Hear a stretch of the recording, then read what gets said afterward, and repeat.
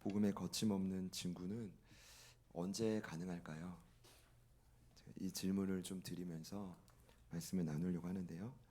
매주 사도행전 말씀을 보니까 거침없는 복음의 확장이 이루어지고 있습니다. 오늘 사장의 마지막 본문도 가장 가까운 예루살렘을 중심으로 온 유대로 하나님의 말씀이 강력히 전해지는데요. 저는 이 질문에 대한 분명한 답을 사도행전이 주고 있다고 생각합니다. 거침없는 복음의 진군이 가능했던 가장 큰 이유는 준비된 증인 때문입니다. 준비된 증인이란 성령에 사로잡힌 한 사람을 의미합니다. 바로 그가 그 답입니다. 이런 질문이 또 들었습니다. 성령에 사로잡히면 왜 능력이 있을까? 여러분은 어떻게 답하시겠습니까? 성령에 사로잡히면 준비된 증인이 되는데 어떤 변화가 있을까요? 창세기 6장에 노아 홍수 심판 이전의 말씀이 떠올랐습니다. 하나님은 죄로 가득한 이 땅을 보면서 자신의 영인 성령을 거두신다는 말씀을 하십니다. 창세기 6장 3절입니다. 여호와께서 이르시되 나의 영이 영원히 사람과 함께하지 아니하리니 이는 그들이 육신이 됨이라. 그러나 그들의 날은 120년이 되리라 하시니라. 하나님의 영이 떠나자 인간은 120세로 수명이 굉장히 단축이 됩니다. 또 하나 성령을 거두시니 모든 인간이 육신이 됐다라고 말합니다. 여러분, 이게 심판입니다. 여기 육신으로 번역된 히브리어 바사르는 인간이 한계 있는, 너무나 한계 많은 연약한 존재가 됐다라는 뜻입니다. 이런 의미죠. 아무리 노력해도 참 자유와 평안을 얻을 수가 없습니다. 끊임없이 서로 불신하고 그냥 내버려 두면 미워할 수밖에 없고 음란하고 세상 문화를 쫓아갈 수밖에 없다. 이것이 육신의 상태입니다. 그 모습이 인간의 본성이 되어버린 것. 제가 볼 때는 이것이 심판입니다. 단순히 수명이 줄어든 게 심판이 아니라 육신이 되어버린 것입니다. 그러나 성령이 이 땅에 오자 기다리며 기대하며 그 성령에 사로잡힌 자들은 변화가 일어나기 시작합니다. 사도행전 2장을 보니까 어떤 변화가 있었죠? 말씀에 사로잡혀서 이제는 자기의 소견이 아닌 하나님의 뜻에 이제 살아가려 노력하고 또 더 이상 반복되는 문제와 세상 앞에 두려워하지 않고 담대하며 심지어는 자신을 만나 주신 좋으신 주님을 전하기 시작합니다. 세상과 전혀 다른 자가 되는 것입니다. 그러니까 성령에 사로잡히면 그때부터 세상의 흐름을 역행하는 사람이 되는 거죠. 그러니 아무리 핍박과 저항이 있어도 결국 그 증인은 영향력을 드러나게 되어 있습니다. 그래서인지 우리 존 스토트 목사님은 그 제자도라는 책에서 8가지의 표징을 말합니다. 제자는 이렇다. 첫 번째 표징이 뭐냐 하면 같이 한번 따라해 보실까요? 불순응. 네, 발음이 좀 어렵죠. 불순응. 네, 뜻은 쓰나미 같은 세상 문화에 나는 묻어가지 않겠다. 성령에 사로잡힌 증인은 그 문화에 역행한다, 이런 뜻이 불순응입니다. 이들이 바로 성령의 능력에 사로잡힌 준비된 증인입니다. 그러니 여러분, 성령 없이는 불가능합니다. 이해가 되시죠? 성령 없이는 불가능합니다. 제자들 교회는 오늘도 이러한 참 제자를 꿈꿉니다. 교회마다 특별한 부르심이 있겠죠. 좋은 교회 많죠. 그런데 어떤 교회라도 확신하건대 반드시 추구해야 될 비전이 있습니다. 그 비전이 바로 뭐냐 하면 주님의 마지막 명령을 따라 제자 삼기 위해 내가 제자가 되는 일입니다. 제자 되고 제자 삼기. 제자 삼기 위해 또 제자가 되고. 그것이 바로 유일한 비전입니다. 특별히 사도행전은 그 제자를 증인이라 부릅니다. 제자란 단어가 안 나오죠. 대체용어로 증인이 등장합니다. 1장 8절, 2장 32절, 3장 15절 끊임없이 반복되는 표현이 뭐냐 하면 우리가 이 일의 증인이라. 마르티스 증인은 명확한 정의가 이렇습니다. 자신의 경험한 예수님 때문에 세상의 관심을 받게 됩니다. 전혀 나눔해 줬지만 그 예수님 때문에 마약의 거리에서도 때로는 매춘부가 있는 거리에서도 그 음란한 땅에서도 그 관심을 받게 되는 거죠. 그 이유는 내 안에 예수님이 함께하기 때문입니다. 믿으십니까? 그러니까 여러분 관심 받는 거에 대해서 익숙해지셔야 됩니다. 어쩔 수 없습니다. 세상과 다르기 때문에 저 사람 뭐 다른데 느끼는 거죠. 그리고 증인은 경험한 예수를 말할 수 있고 말해야만 하는 책임이 따르는 자입니다. 말하지 않을 때는 위증죄를 비롯해 반드시 불편함을 느끼는 자입니다. 한마디로 지난주에 말씀드렸지만 경험한 주님을 말하지 아니할 수 없는 상태가 바로 증인입니다. 제가 이제 사도행전 말씀을 보니까 이 증인들의 이야기로 가득 차 있습니다.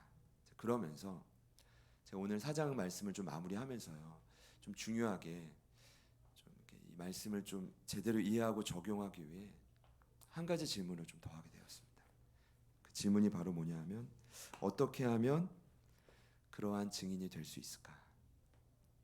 제가 부족하지만 내가 그리고 제가 그리고 여러분이 이 제자들 교회가 어떻게 하면 베드로와 요한처럼 또 많은 제자들처럼 초대교회처럼 증인이 될 수 있을까? 여러 이유가 있겠지만 이번 한 주 말씀을 준비하면서 주셨던 그 첫 번째 한 가지가 있습니다. 그 한 가지를 좀 나눌 텐데 그게 바로 환난입니다.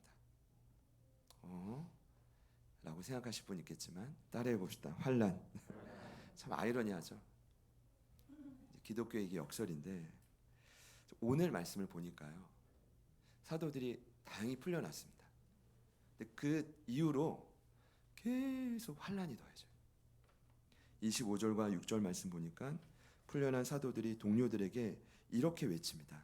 이 말씀은 구약의 말씀을 외친 건데 25절과 6절이 누구의 말씀이냐면 다윗이 성령 안에서 예언했던 말씀입니다. 시편 2편에. 그 말씀이 뭐냐면 열방이 분노하며 민족들은 헛된 일을 꾸미고 세상의 왕들과 관리들은 교회를 미워한다. 결론이 나와 있죠? 자, 죄송합니다. 그리스도를 대적할 것이다. 이렇게 돼 있는데 제가 결론을 빨리 말해보겠습니다. 이 말은 세상이 그리스도가 머리 대신 교회를 미워한다는 뜻입니다. 교회를 대적한다는 뜻입니다. 그리고 27절과 8절을 보니까 참 신기한 일은 서로 원수지간이었던 헤롯과 빌라도도요, 이방인과 이스라엘 백성까지 합세해서 하나 돼서 하나님이 기름 부으신 거룩한 종 예수를 대적했다. 이렇게 나와 있습니다.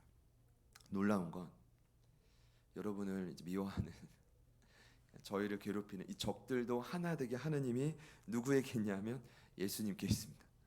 그러니까 저희들은 예수님을 쫓아가니까 덤으로 같이 미워함을 받는 거죠. 여러분 왜 이토록 교회를 싫어할까? 예수님을 싫어할까? 사단의 할 수 있는 그게 사명이고, 여러분 사단은 지금도 보이진 않습니다. 계시록 말씀처럼 무적행에 이미 심판받고 갇혀 있지만 다시 말씀드리죠. 백보자 심판 때까지 그는 한 사람이라도, 원래 자기를 심판하기 위해 만든 지옥이지만 그 지옥불에 한 사람이라도 더 같이 끌고 가기 위해 몸부림을 치는 것입니다. 지난 한 주도 그들은 사명을 따라 몸부림을 쳤을 겁니다. 우는 사자처럼 여러분의 생각과 마음을 마비시키고 원치 않는 뜻을 가져와서 사람이 아닌 것처럼, 때로는 그리스도인이 아닌 것처럼 살도록 그들은 여러분을 뒤흔들었을 것입니다. 정말 놀라운 점은 제가 나누고 싶은 핵심인데, 위협이 강해질수록 증인들은 더욱 담대히 복음을 전했다는 것입니다. 할렐루야. 29절 보시면 그 증거가 나옵니다. 주여 이제도 그들의 위협함을 굽어보시옵고. 하나님 앞에 이르는 거죠. 하나님, 저 이렇게 고생하고 있습니다. 혹독합니다. 그런데 그들이 뭐라고 하죠? 종들로 하여금 담대히 하나님 말씀을 전하게 하옵소서. 31절에 보면 빌기를 다음에 모인 곳이 진동했고 무리가 다 성령이 충만했다. 자, 모여서 간절히 기도한 무리가 모두 증인으로 변화됐다는 것인데, 여러분 힘드시면 기도하셔야 됩니다. 혼자 기도해서 안 되면요, 함께 기도하셔야 됩니다. 이게 초대교회 나온 원리, 그냥 원리입니다. 혹독하잖아요. 환란이 더해지잖아요. 그들이 했던 선택이 뭐예요? 빌기를 다음에 진동이 왔다는 겁니다. 여러분 진동이 필요합니다. 기도하다가 내 삶을 뒤흔드는, 내 영을 깨우는 진동이 필요합니다. 이것을 해야 환난을 이겨낼 수가 있습니다. 왜냐? 그 빌기를 다하며 진동이 느껴질 때 그들이 그제서야 다시 증인이 되었기 때문입니다. 예배를 사모하십시오. 기도의 자리를 꿈꾸십시오. 더 열망하십시오. 말씀에 나와 있기 때문에 이것이 우리가 살 길인 줄 믿습니다. 그렇게 변화되더니 그들이 또 31절에 뭐라고 합니까? 반복해서 나오는 표현이죠. 담대히 하나님 말씀을 전했다. 참 신기합니다. 세상 원리로 보면 핍박이 오면 위축되고 박해가 오면 도망가야 됩니다. 그렇죠? 그런데 박해 앞에 그들은 더욱 담대했습니다. 나심 니콜라스 탈레브의 이론을 제가 일전에 소개한 적이 있습니다. 이분의 이론을 보면 조직이나 생명체는 외부의 박해에 압박에 세 종류의 반응을 한다고 합니다. 첫 번째는 프레질입니다. 깨어지다는 뜻인데 충격을 받으면 그대로 깨어지는 현상입니다. 지금 저희 아내도, 아내가 아니라 저희 아내도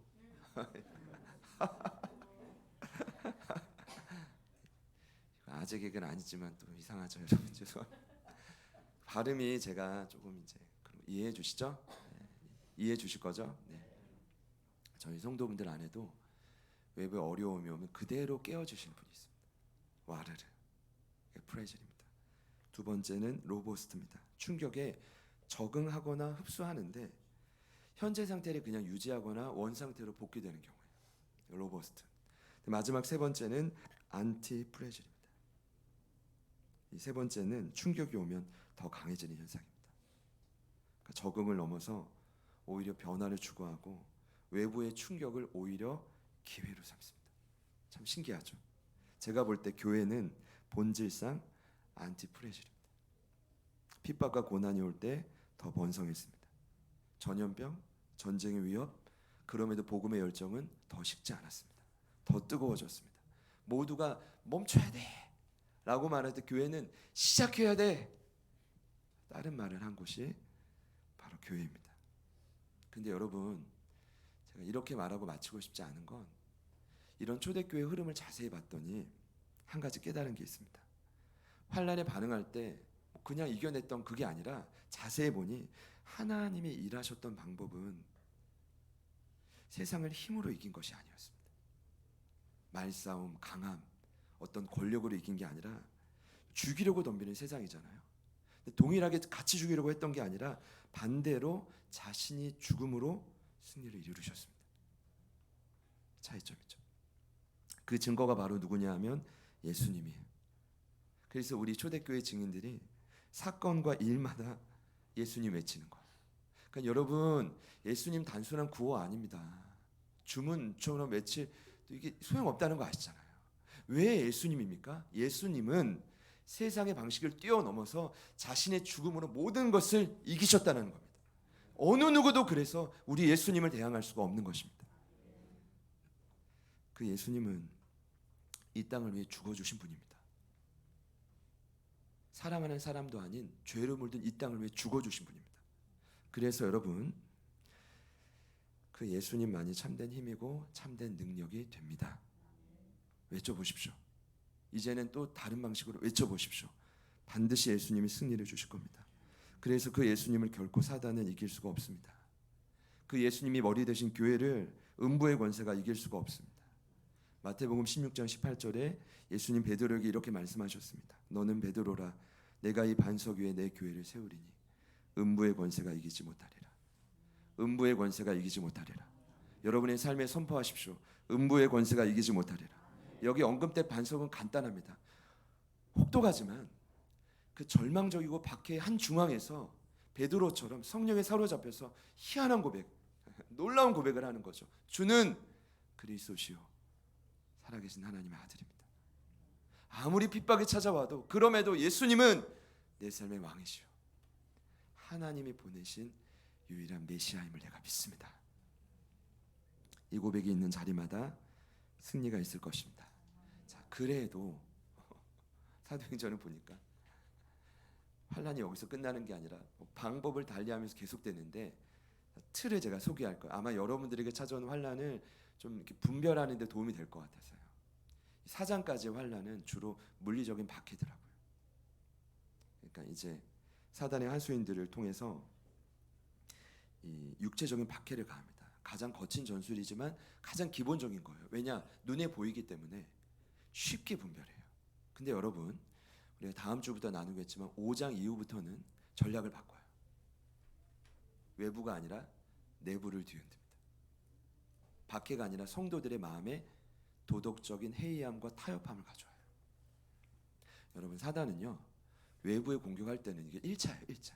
왜냐? 내부가 단속 결속이 되거든요. 이러면요 절대 이기지 못합니다. 우리도 마찬가지입니다. 여러분, 환란이 찾아올 때 저희 제자들 교회 성도분들이 저희가 한마음 한뜻이 되면 아무런 문제가 없습니다. 그러나 진짜 문제는 뭡니까? 내부에서 마음이 갈라지는 것입니다.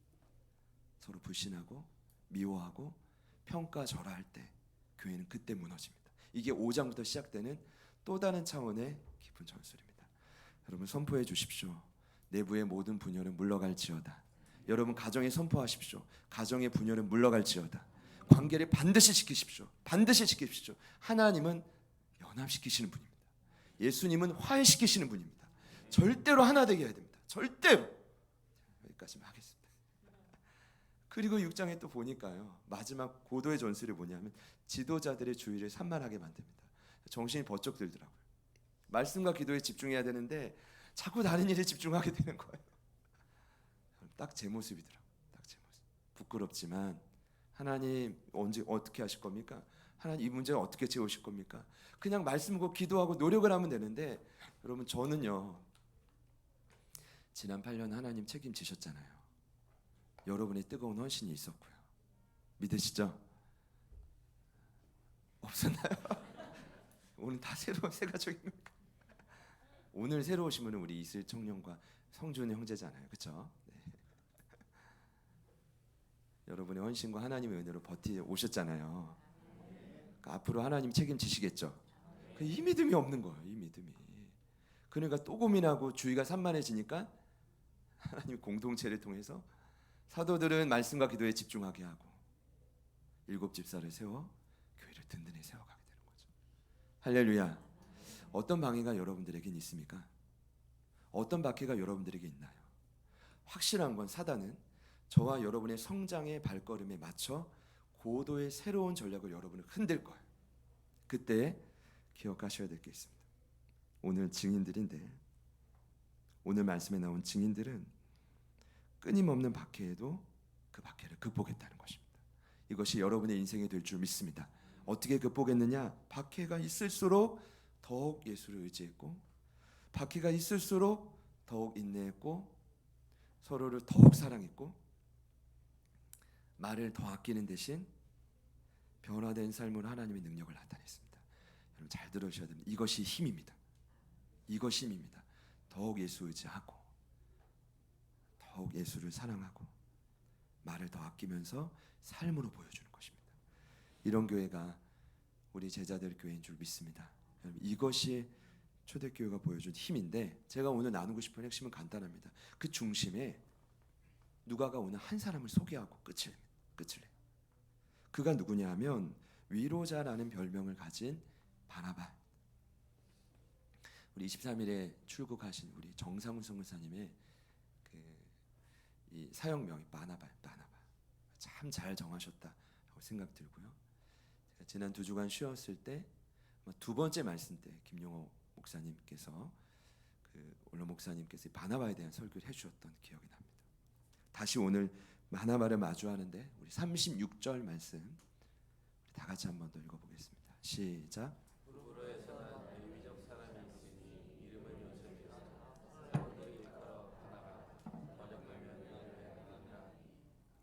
간단한 내용입니다. 여러분, 당시 공동체 안에 한 사람을 통한 위로가 얼마나 컸으면 사도들이 별명까지 지어주진 않거든요. 사도들이 바쁩니다. 해야 될 사명이 있는데 이거는 사도들이 지어줬다라기보단 온 성도가 그 인정함이 막 몰려오는 거예요. 그러니까 사도들도 동일하게 느끼는 거죠. 진짜 위로자구나. 예수님 닮은 진짜 위로자구나.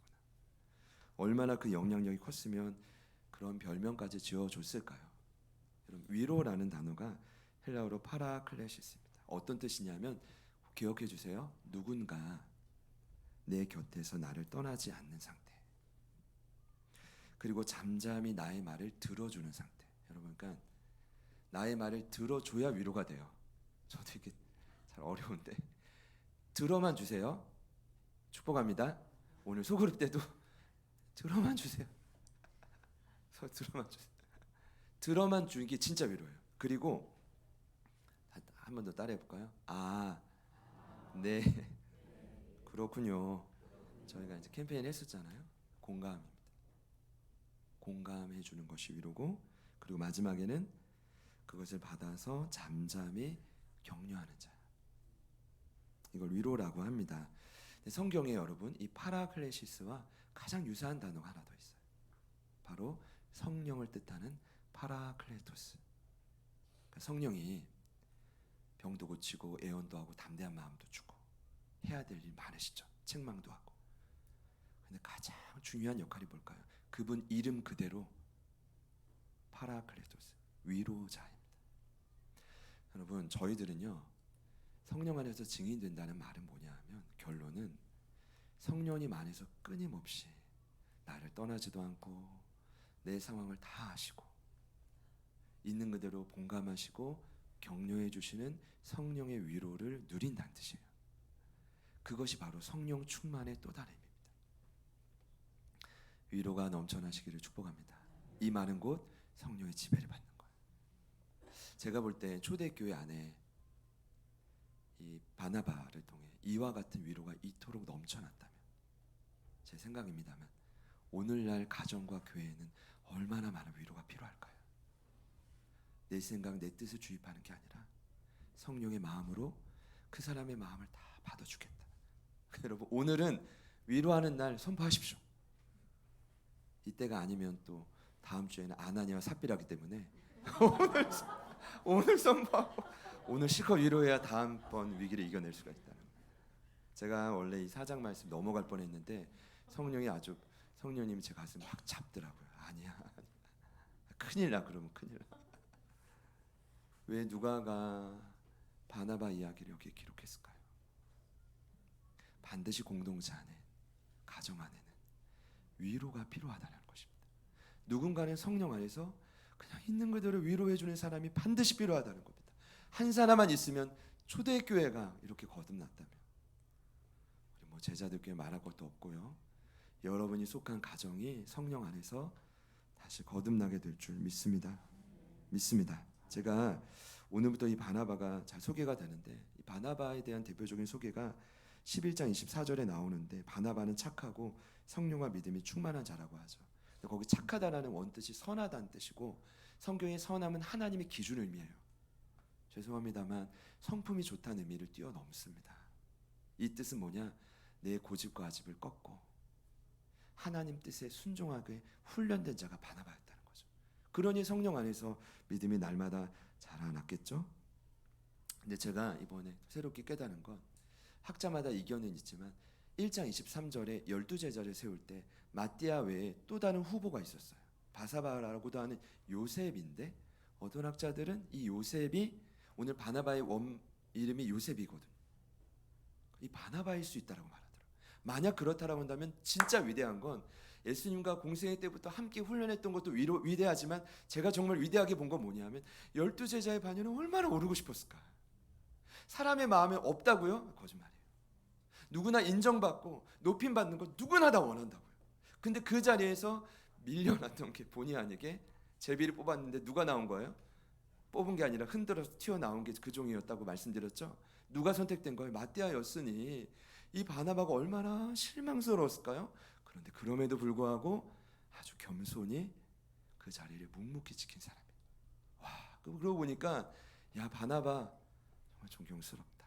그런 그가 나중에는요, 그 핍박받아 회심한 누구죠? 사울을 곁에서 위로해줘요. 모든 사람은 그 사람 비난하지만 한 사람만큼은 그 사람 곁을 지켜줘서 결국에는 이 사울을 바울 만드는데 동력해요. 결국에는 이 누구예요? 사울을 안디옥 교회 탑 리더로 자신은 물러가고 이 사람을 세워. 이방 선교의 탑 리더로 자신은 물러가고 이 사람을 세워. 그 제가 볼 때는 이 바나바만큼 진정한 위로자가 없는 거예요. 겸손하고 착하고 성령 충만하고 사람을 세우는 사람이죠. 사랑하는 여러분, 훌륭한 사람이 되는 것도 중요하지만 훌륭한 사람을 세우는 사람도 중요해요. 저희 모두가 그런 바나바가 되기를 축복합니다. 오늘 그가 환난을 이기기 위해 오늘 말씀에 누가가 기록한 한 가지 사건은 뭐냐 하면 이런 그가 밭을 팔았다는 것입니다. 여러분, 제가 제일 궁금했던 게 뭘까요? 밭 값이 얼마였을까 합니다. 새벽에도 하루에 진짜 수십 번은 아니어도요 한 10번을 생각합니다. 우리에게 필요한 돈은 얼마큼인가? 10억인가 20억인가? 그러면서도 하나님만 아실 것이다 라고 결론을 내리지만 이걸 보면서도 그 당시에 성도가 이만큼이니까 이 밭이 얼마였을까? 아무리 찾아봐도 나오지 않는 자료였습니다. 추론해보니 그 밭은 그의 고향이었던 헬라 땅의 구브로였을 것이라고 생각하고, 원래 레위족이 출신 레위족이잖아요. 레위족이 원래는 재산 소유가 안 돼요. 그런 다음에 1세기부터 요세푸스에 의하면 재산 증여가 가능했다라고 해요. 그러니까 너무나 거부가 조상되어 있었던 거예요. 이게 자자손손 내려오는 가보인데 이 엄청난 가보를 팔아서 사도들의 발 앞에 헌신했다는 것입니다. 이 밭은 확실한 건데 아그로스라는 단어로 쓰여졌는데 일반 밭이 아니라 제법 규모가 큰 밭을 당시 아그로스라고 했습니다. 그러니 꽤나 많은 비용이었을 것입니다. 그런데요, 제가 이렇게 좀 말씀드리고 싶은데 오늘 누가가 굳이 이 바나바 이야기를 기록해 놓은 이유는 여러분 오해하지 않으시기를 바랍니다. 여러분 밭을 팔라는 이야기가 절대로 아닙니다. 저는 개인적으로 밭도 없고 땅도 없습니다. 이 말 안 해야 되는데 빚만 좀 있죠. 빚만. 비싼 상황일 거라고 생각합니다. 말씀을 자세히 보십시오. 어떤 말이 있냐면 재산을 소유하지 말라고 강요한 사람 안 나타나요. 초대교회 안에 재산을 바치라고 위협한 사람도 없어요. 그렇다고 저는 오늘 이 말씀이 이 시대의 모든 교회에 동일한 모델이 될 수 있다? 전혀 그렇게 생각하지 않습니다. 오늘 말씀의 핵심은 바치라가 아니라 왜 바나바가 혹독한 시절을 지날 때 자신에게 엄청난 유산이었던 그 밭을 팔았냐 이거예요. 왜 그런 섬김을 보여서 많은 사람들의 필요를 채우고 그들에게 강력한 위로의 기본이 되었냐. 제가 이게 궁금한 거예요. 왜 이렇게 어떻게 이런 섬김이 그에게 가능했느냐. 저는 이 답은 오늘 본문에서 찾아야 된다고 생각하는데 힌트가 35절입니다. 35절에 보니 각 사람의 필요에 따라 나눠줬대요. 그러면 전 이렇게 생각해요. 자발적으로 사람들이, 그러니까 바나바만 집과 땅을 판 게 아닙니다. 많은 사람들이 그걸 팔아 사도들 앞에 뒀는데 각 사람의 필요를 따라 사도들이 나눠줬대요. 가난한 자가 아무도 없었어요. 이 말은 무엇이냐? 이미 바나바에게는 각 사람의 필요가 어느 순간부터 눈에 보이기 시작했던 거죠. 주님만 보였던 게 아니라 어느 순간 성령 안에서 각 사람의 필요가 보이기 시작했던 거예요. 그리고 아마도 그 전에 각 사람이 필요가 보이기 전에 확신하건대 이미 자신의 필요를 채워주신 누군가의 깊은 사랑을 느꼈을 거예요. 그분이 누굴까요? 여기서 여러분 집입니다 이러면 안 되겠습니다. 그분이 누굴까요? 예수님이죠. 그분을 통해 이미 위로를 받은 자가 바라본 거예요. 그분을 통해 성령 안에서 지금도 위로를 받고 있는 자가 바라본 거예요. 그러니까 이 엄청난 일이 이루어진 거죠. 33절에 큰 은혜라는 단어가 나왔는데 제가 이렇게 결론을 내렸어요. 초대교회 큰 은혜가 정말 쓰나미 같이 흘러올 때 그 앞에 장수처럼 서 있던 자가 바나바였구나. 은혜 앞에 압도돼서 참 겸손하고 순전하게 드림으로 위로의 통로가 되었던 것이죠. 마치 예수님이 보좌를 포기하고 이 땅을 선택하신 것처럼 자신의 물질을 포기하고 영혼들을 선택하는 포기가 자연스럽게 일어났던 것이죠. 말씀을 제가 자연스럽게 맺겠습니다. 오늘 말씀의 결론은 여러분 바나바처럼 강력한 위로자가 되십시오. 헌신하십시오가 아닙니다. 오늘 제가 드리고 싶은 말씀은, 결론은 바나바가 누린 주님의 따뜻한 위로가 저희들에게 정말 필요하다는 거죠. 먼저는 주님께서 나의 마음, 나의 삶의 필요를 채우시는 은혜가, 그 큰 은혜가 필요하다는 거예요. 그 큰 은혜가 나를 뒤덮으면 세상의 것이 작아 보이잖아요. 자연스러운 헌신이 나오게 되는 거겠죠. 그 아름다운 삶이 일어나기를 간절히 축복하고 소망합니다. 금요 성령 집회 때 나누었지만 베드로가 이렇게 강조하더라고요. 이 위로와 약속의 성취는 너희부터다. 너희와 너희 자녀와 모든 먼데 사람. 너무 강하게 마음을 주셨어요. 금요일에. 이 말은 뭘까요? 내가 먼저. 그 다음은 가정. 반드시. 그 다음은 먼데 사람. 제가 볼 때는 예루살렘도 유대 중요하죠. 저와 여러분이 품고 있는 사마리아 땅끝도 중요합니다. 근데 그보다 더 중요한 건 나 자신이라고. 나 자신. 주님의 위로가 나 자신에게 흘러와야 된다. 그러면 자연스럽게 준 바나바로 성장해 가겠죠. AD 200년에 북아프리카의 한 초대교회 증인이 이런 고백을 했습니다. 우리의 숫자가 날마다 증가하는 것은 실수가 아니라 좋은 증거입니다. 삶의 아름다움이 교인들을 인내하게 하고 낯선 이들이 참여하게 합니다. 그리고 점점점 나오고 이렇게 마지막으로 말해요. 우리는 위대한 것을 설교하는 것이 아니라 위대한 것을 살아가고 있습니다. 그 위대한 게 도대체 뭐예요? 혹독한 그들의 삶에 뭐가 남았겠어요? 그의 삶을 위대하게 만드는 것이 무엇입니까? 하늘의 위로예요. 성령 안에서 그들을 충만하게 만들어서 그를 증인 만든다는 건 다른 힘이 아니라 그들의 마음을 위로한다는 거죠.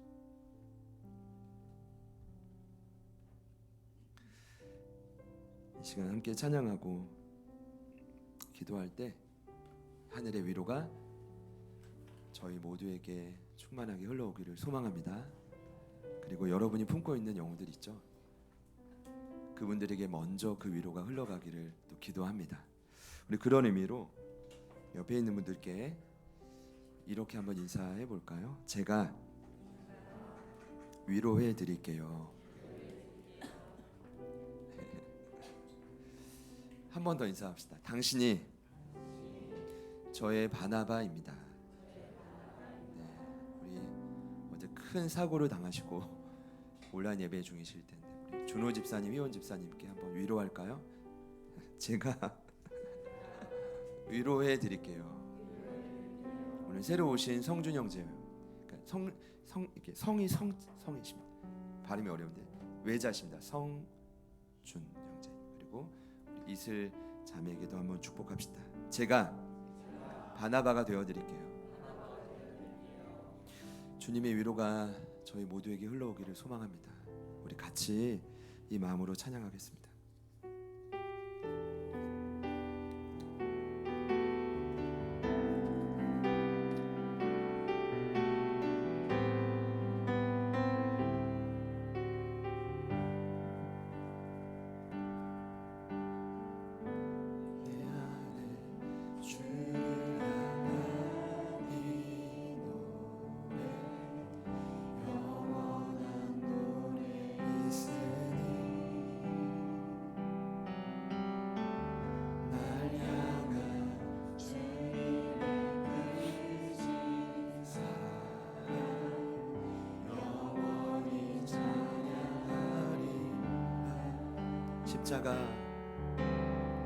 십자가 그 사랑 찬양하리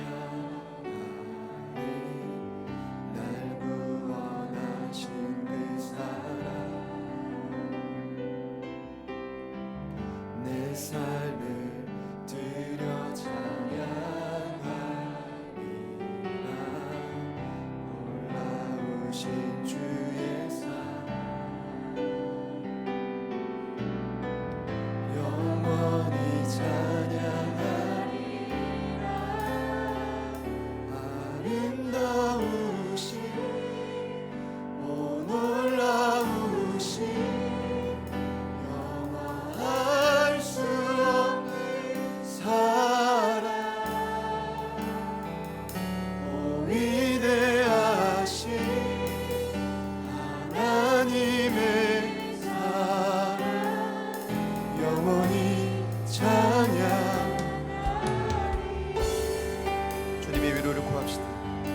너와 찬양 고백하겠습니다. 내 안에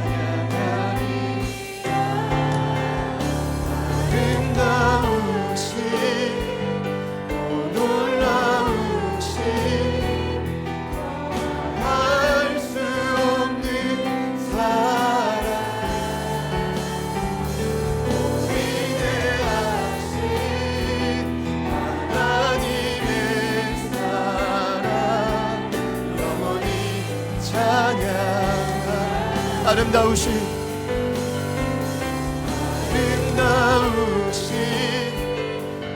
놀라우신 알 수 없는 사랑 위대하신 하나님의 사랑 영원히 찬양. 전심으로 고백합시다. 주와 같은 분, 주와 같은 분은 없네. 이 세상 누구도 주와 같은 분은 없네. 누구도 이길 수 없네. 주와 같은 분, 주와 같은 분은 없네. 이 세상 누구도 주와 같은 분은 없네. 누구도 이길 수 없네.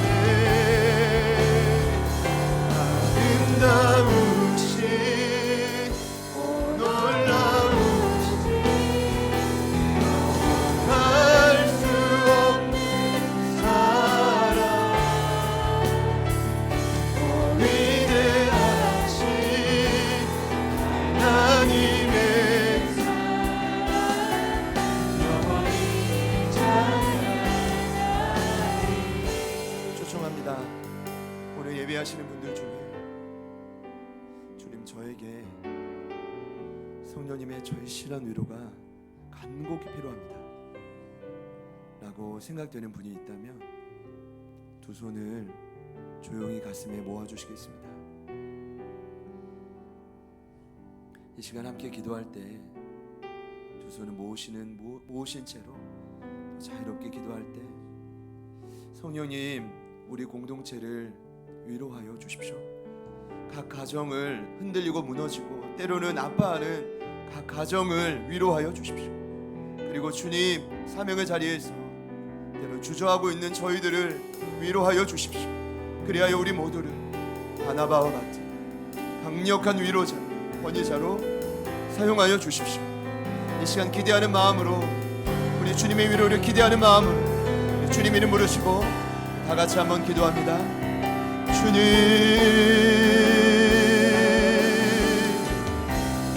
주님,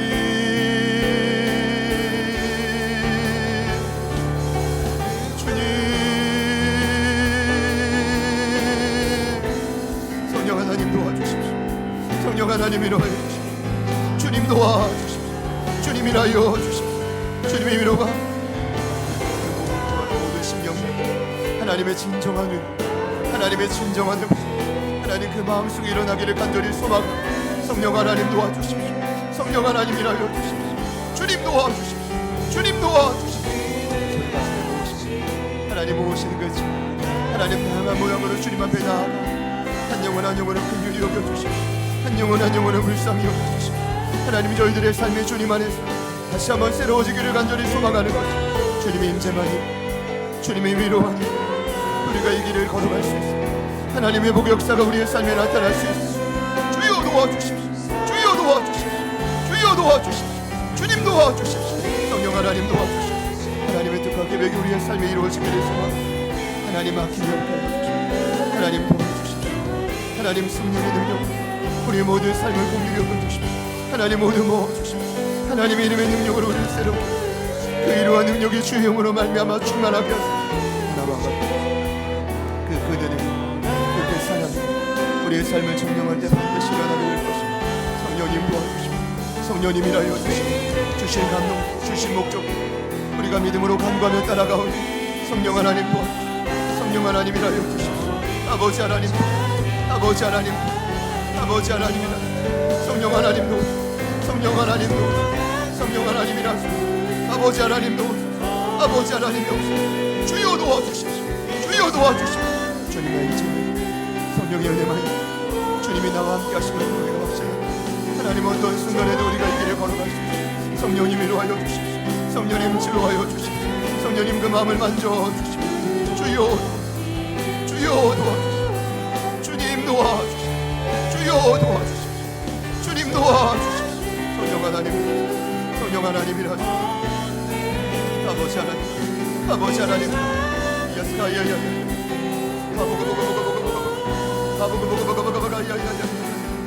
하나님 아버지 도와주십시오. 성령님 도와주십시오.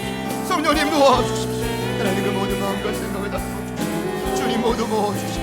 주여 회복시키고 성령의 능력 안에서 하나님 그 임재 안에서 우리가 누리게 하여 주십시오. 그 임재와 능력을 우리를 살리십시오. 성령 하나님, 성령 하나님 도와주십시오. 주님 도와주십시오. 하나님 간과 성령님 간과 성령님 간과 주여 도와주십시오. 주여 도와주십시오. 주님 도와주십시오. 성령 하나님, 하나님 소망합니다. 주님 아름다우신 아름다우신 오 놀라우신 알 수 없는 사랑 오 위대하신 하나님의 사랑 영원히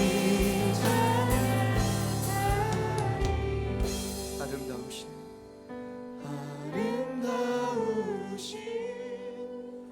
오 놀라우신 영원할 수 없는 사랑 오 위대하신 하나님의 사랑 영원히 찬양하리.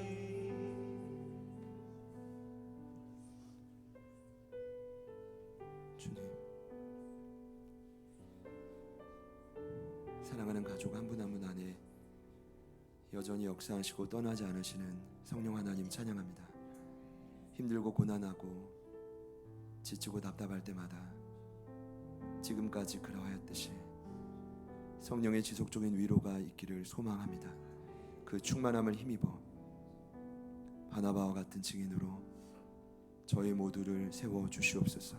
그 한 사람이 교회를 살리고 이웃과 열방을 살리고 모든 먼데 사람까지 진정한 회복의 통로가 되어질 줄 믿습니다. 하나님의 부르심 후회하심이 없사오니 오늘 이곳에 선포하고 기도했던 모든 제목을 붙들고 이 한 주간 참 위로자로 승리하는 우리 가족들이 되게 하여 주옵소서.